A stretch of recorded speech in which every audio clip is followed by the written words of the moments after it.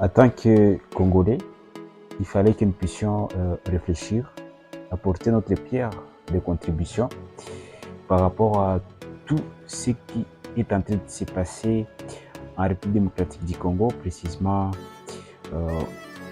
au nord et au sud Kivu.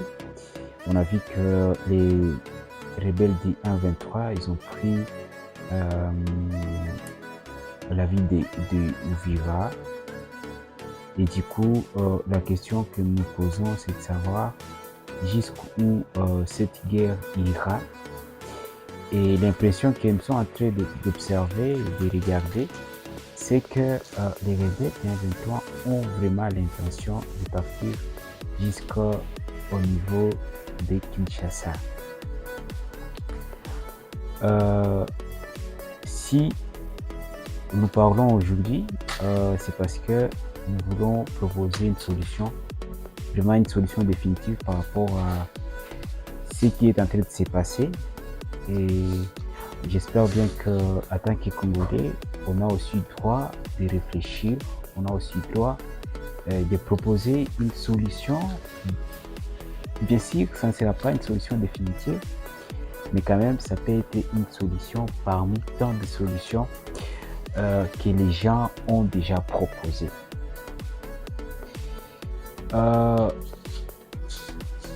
Il y a d'abord un problème qui se passe.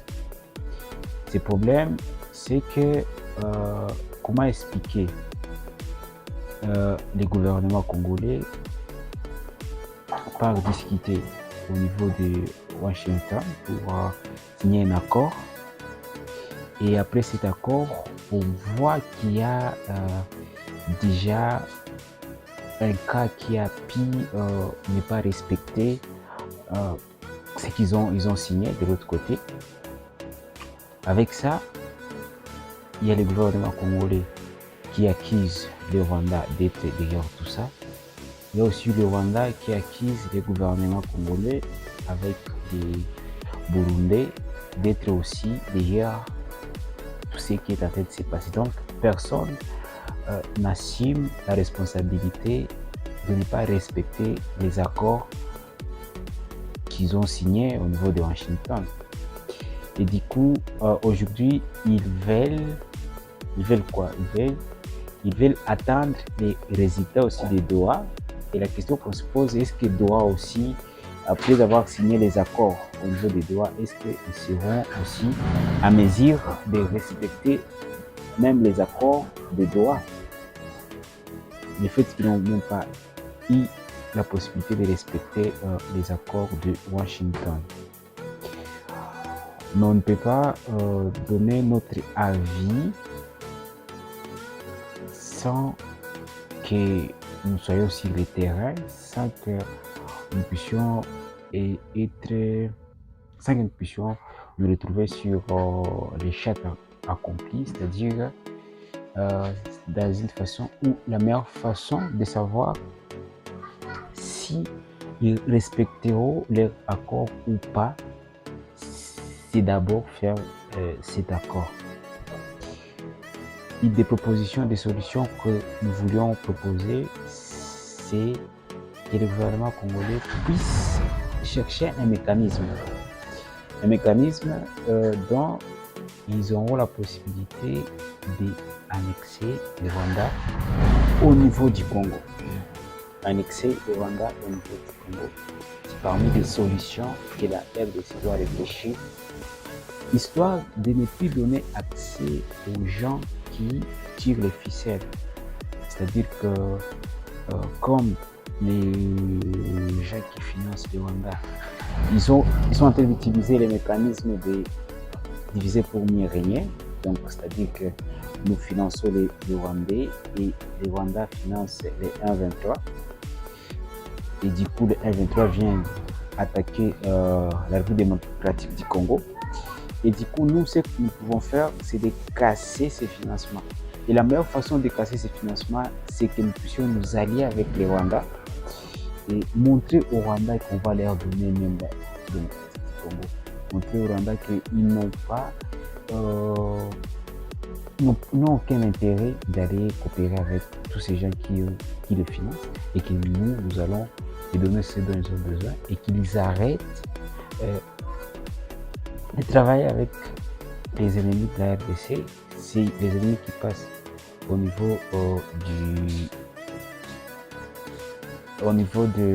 du Rwanda pour les financer, et après d'avoir les financés, ils financent à leur tour le M23, qu'ils arrêtent et que nous allons travailler dimanche avec tous ceux que ces gens-là leur donnent. Si c'est les États-Unis, si c'est l'Union européenne, tous ces gens leur donnent, que nous aurons la possibilité de leur donner ça.